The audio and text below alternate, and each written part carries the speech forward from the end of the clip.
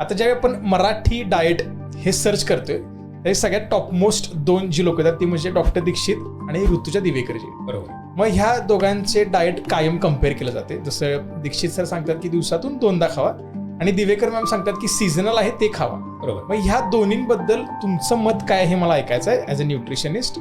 मी असं म्हणत नाही की याबद्दल मी तज्ज्ञ आहे किंवा मी त्यांचं अप्रोच पूर्णपणे अगदी पडताळून बघितलेलं आहे. पण मला असं वाटतं की या 2 डाएटमध्ये आपापल्या त्रुटी आहेत आणि अजून चांगले पर्सनलाइज्ड ऑप्शन आपण फाइंड आउट करू शकतो. प्रत्येकाला हे डाएट एक ब्लँकेट अप्रोच लागू होईल अजिबात नाही आणि हे मी बघितलेलं आहे.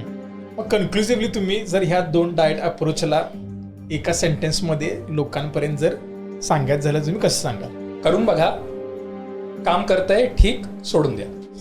नाही म्हणजे नाही काम करतंय तर सोडून द्या. नाही, खूपच छान.